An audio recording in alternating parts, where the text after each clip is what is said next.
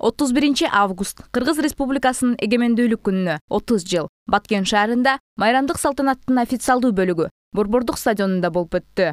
Баткен элини жана келген меймандарды Кыргыз Республикасынын президентинин Баткен облусундагы ыйгарым укуктуу өкүлү Абдикарим Алимбаев Кыргыз мамлекетинин көз карандысыздыкты алган күнүн 30 жылдыгы менен куттуктады. Кыргыз Республикасынын президенти Садыр Нуркожоевич Жапаровдун атынан жана жеке өзүмдүн атынан чын дилимден куттуктаймын.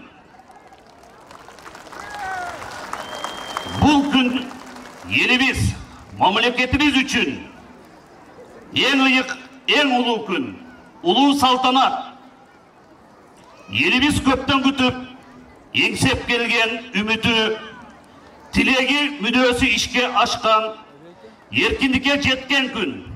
Кыргыз Республикасынын эгемендүүлүгүнүн 30 жылдык мааракеси менен чын жүрөктөн куттуктайм. Бүгүн элибиз үчүн өзгөчө күн. 1991 жылы тарыхтын жаңы барагы ачылып, заманбап жаңы Кыргызстандын доору башталган. Бул күн терең символикалык майрам. Миңдеген жылдары басып өткөн кыргыз эли тагдырдын кыйынчылыктарына туруштук берип, бүгүн жаңы ой, жаңы максат менен жаңы турмуш куруп жатабыз.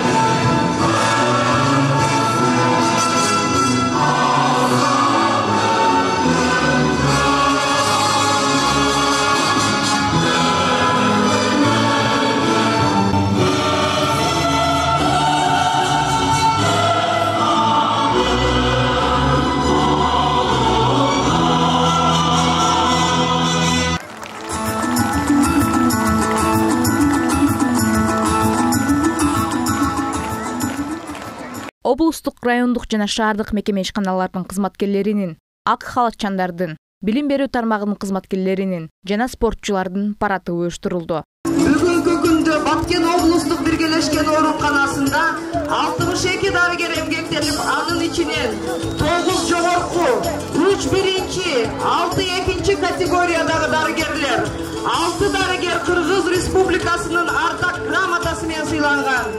17 дарыгер саламаттыкты сактоонун ардактуу кызматкери төш белгиси менен сыйланган. 2 дарыгер эмгек сиңирген дарыгер намы менен сыйланган. Жашасын биздин дарыгерлер, ура!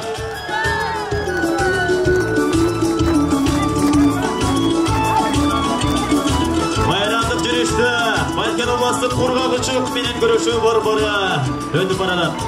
2000 жылы уюшулуп 80 километрге ылайыкташылган мекемеде 65 медициналык кызматкерлер эмгектенет. Оорукана 450 миңден ашуун калкы бар облустун жарандарына кургагычылыктын алдын алуу жана дарылоо үчүн кызмат кылып келишет.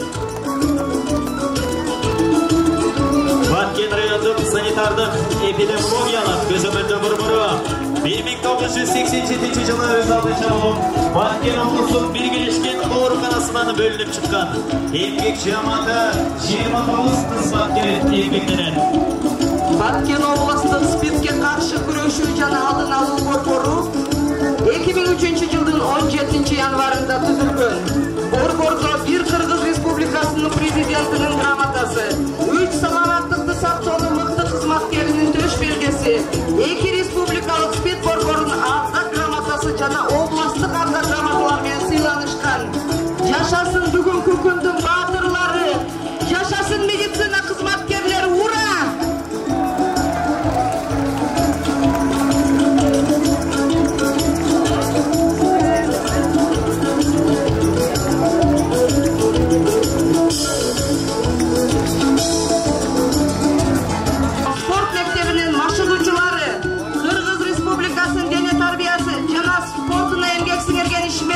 Нишанов Абдыгапыр, шаардык спорт бөлүмүнүн башчысы Токсобаев Жумагай Сайдуллаев иштер өтүп баратат. Башкарма ошол карамагында 5 балдар өспүрүмдөр спорттук мектептин ишмердүүлүгүн жүргүзүп келет. Спорттук мектептерде 4065 окуучу машыгат, жана аларга 142 машыктыгуу үчүн сабак берет. чемпион туурасында айтып кетмесек болот. Мансура Беркинбек, Кандама Борисбек, Бактыбаев Данияр, Касымов Калдарбек. Жашасын биздин спортчуларыбыз. Ура! Bayramlık жүрүшкө Алмаз Жайнакбатовдагы Баткен областы музыкалык драма театрынын ичиндегиси Мамажан Мирдишев баштаган жалпы театр кызматкерлери келе жатат. Сап башында албетте Кыргыз Республикасынын эмгек сиңирген артисти Мансур Барбиев, башкы сүрөтчүсү Сайдымары Султанмуратов, алдыңкы режиссер Райымгул Мураталиев баштаган театр кызматкерлери келе жатат. Жашасын театр өз ишмердүүлүгүн жүргүзүп келүүдө. Азыркы күндө бакалавр билим берүү программасы боюнча күндүзгү бөлүмдө 2323 студент, сырткы бөлүмдө 7152 студент окушат. Жашасын Баткен мамлекеттик университети, жашасын эгемендүүлүк күнү байрамы. Ура!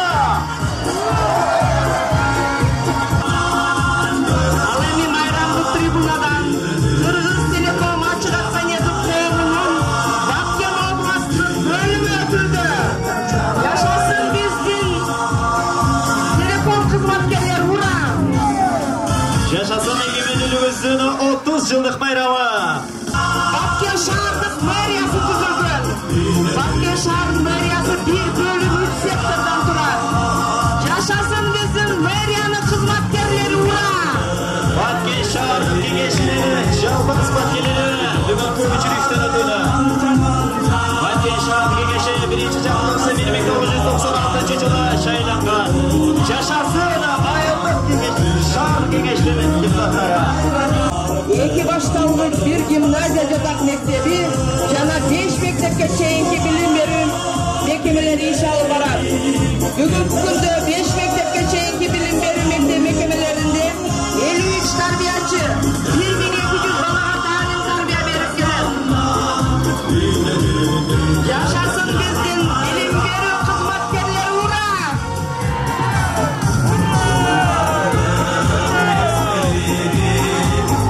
Байрамдык жүрүштө Жоомарт Көкөбаев атындагы орто мектеби келе жатат. Жоомарт мектебинде 2020-2021 окуу жылында 2032 окуучуга 84 мугалим билим берип, тарбия берип келет. Алардын ичинен 2 мугалим Кыргыз Республикасынын эмгек сиңирген мугалимдери Абдырашитова Гүлсара, Нефедова Ирина Васильевна. Жашасын Жоомарт мектеби.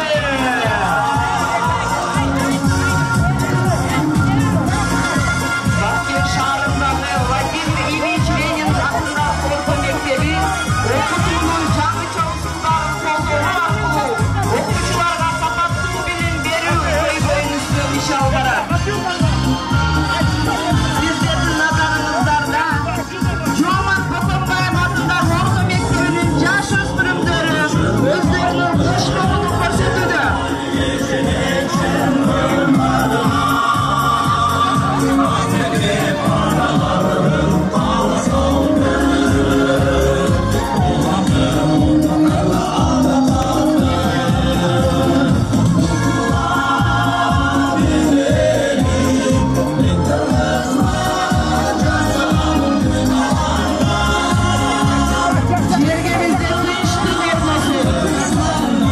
Албетте Жоомарт мектебинин жетектеп келе жатканы Ысманова Гүлжамал Акбаровнага ыраазылык билдиребиз. Жашасын Жоомарт мектеби.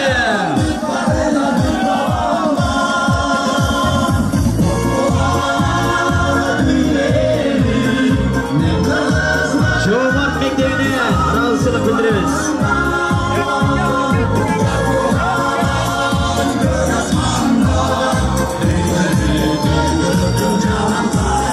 Жашасын Жоомарт Көкөбаев атындагы орто мектеп, ура! Владимир Ильич Ленин атындагы орто мектепте 1938 окуучуга жалпы 97 мугалим дилин тарбия берип келүүдө. Алардын ичинен 1 мугалим Кыргыз Республикасынын эмгек сиңирген мугалими Рахматова Сапия Ашыровна, 3 мугалим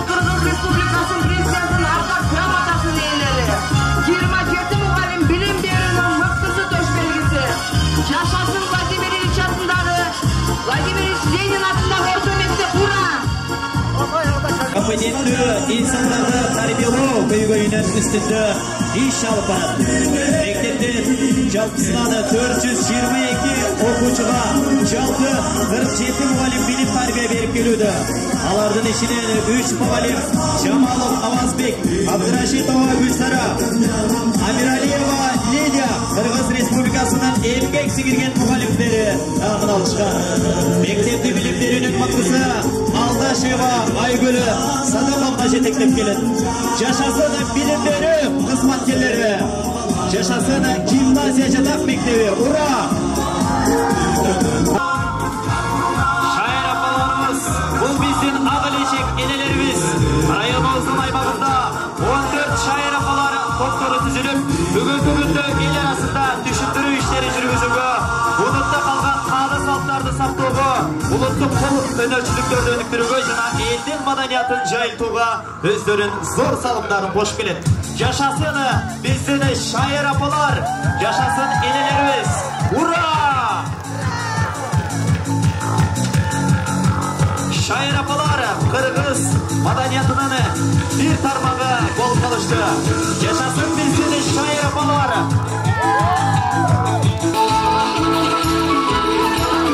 Жашасын Баткен райондук электр тармагынын жалпы эмгекчилери. Ура!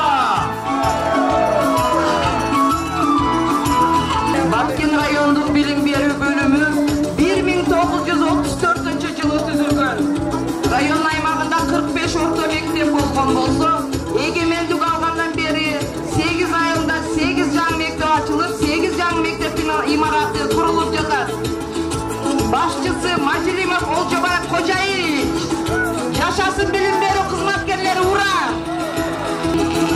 Бул ишкана районубуздун аймагындагы жолдорду күзөтүүдөн өткөрүп, жашоочуларга ыңгайлуу жакшы жолдорду курууда. Жашасын биздин жолчулар, ура!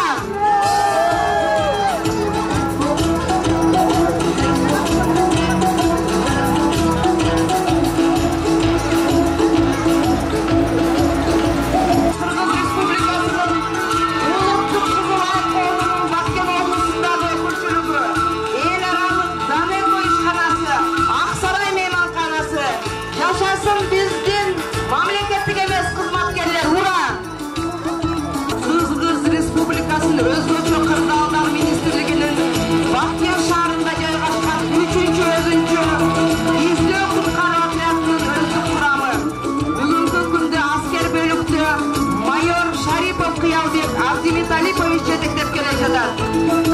Анда эмесе биринчи техника жол тандабас. Өзүн ошондой эле жабыркаган жарандардын коопсуздугун сактоо үчүн атайын багыттагы унаалар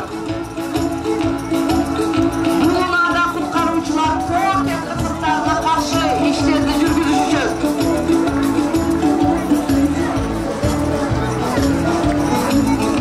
Кийинки куткаруучулар жол кырсыгында колдонулуучу шаймандар менен жабдылган атайын багыттагы унаа келе жатат. Кийинки унаа 3-өзүнчө издөө куткаруу отрядынын жалпы суучулардын багытындагы унаа болуп, мында сууда өтүргө кооптуу болгон учурда жалпы суучулардын куткаруу шаймандары жана атайын женденүүчү кайыгы менен комплектештирилген. Жашасын эгемендүүлүктү кутсууда. Салтанаттын жүрүшүндө келген калың журт үчүн атайын Бишкек шаарынан келген эстрада жылдыздарын, эл артисттеринин жана жергиликтүү маданият кызматкерлеринин чоң программадагы концерти жаңырды. Урматтуу кесиптеш, мына бүгүн өзгөчө майрам болуп турат. Анткени Кыргыз Республикасынын эгемендүүлүгүнө 30 жылдык майрамыбыздар кут болсун. Мен сени сүйөм өмүр, мен сени сүйөм өмүр. Баткен бүгүн башкача, багалчылыкта таза. Баткен бүгүн башкача, шаар болду таптаза. Барыңыздарга саламдарды жолдойбуз достор. Кайсыл жеринде турсаңыздар, анда Баткен шаарындагы кереметтүү элдин курчоосундагы сонун майрамдык маанайда чоң салам жолдойбуз. Ылайым эле Кыргызстаныбыздын эгемендүүлүгү түбөлүктүү болсун. Эч качан биздин эл кайгырбасын, башына кыйыныч түшпөсүн. Бир гана жакшы күндөрдүн үстүндө жалаң жакшынакай көздөр менен, жакшы жылуу сөздөр менен жолугуп жүргөндү жараткан, насип кылган болсун. Жакшы күндөрдө жолуккан кандай жакшы. Майрамыңыздар куттуу болсун. Урматтуу кыргыз элим, Баткен элим, бүгүнкү 31 август 30 жылдык эгемендүүлүк күнүңүздөр менен чын жүрөгүмдөн куттуктап кетемин. Элибиз аман, жерибиз тынч болсун. Майрамыңыздар менен. Ассаламу алейкум кыргыз калкым. Саламдашу кыргызымда ата салтым. Ассаламу алейкум кыргыз калкым. Биктиги кыргызымдын менин бактым. Урматтуу жалпы кыргыз эли, Баткен эли, Баткен жери бүгүн ушундай баарыбыздын сонун майрам болуп атат. Кыргыз элим ар дайым тынчтыкта гана жашайлы, эч кандай душман бизге көз атпасын. Тынч бололу, бар бололу, бири-бирибизди ар дайым колдоп жүрөлү. Кыргыз эли ар дайым алга. Бүгүнкү эгемендүүлүктүн 30 жылдыгына карата болуп жаткан эгемендүүлүк майрамыңыздар менен чын жүрөгүмдөн куттуктаймын. Кыргызстаныбыз дайыма тынч болсун. Кыргызстандын өнүгүп өсүп, өнүккөн мамлекеттердин катарына кошулушуна тилектештигимди айтып, кыргыз элиме тынчтык, аманчылык, токчулук, молчулук каалайм. Бар болуңуздар, майрамыңыздар куттуу болсун.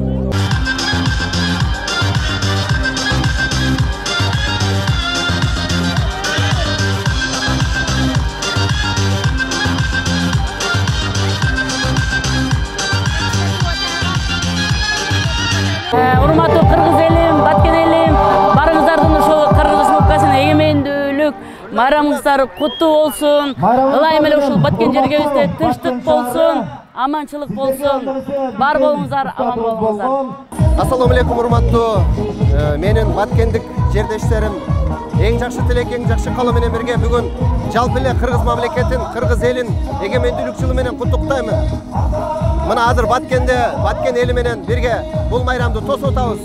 Баткен элине терең баш ийип таазим этем. Себеби чек арада кандай маселелер болбосун, кандай кыйынчылыктар болбосун, биригишип, ынтымакта дайыма мындай бакубат турушат. Андыктан элим, жерим аман болуңуздар. Кудайым буйруса мына Баткенде дагы бир көп жакшы иштер болот жакында. Анан ушул радио саламга жана ушул интернет айлыгында бүт көрүп жаткан сиздердин көрөрмандарыңыздарга бардыгына ден соолук каалайм. Үнүңүздөр оболодой созулуп, бийик болуп, ден соолукта жүрүңүздөр. Майрамыңыздар менен дагы бир жолу.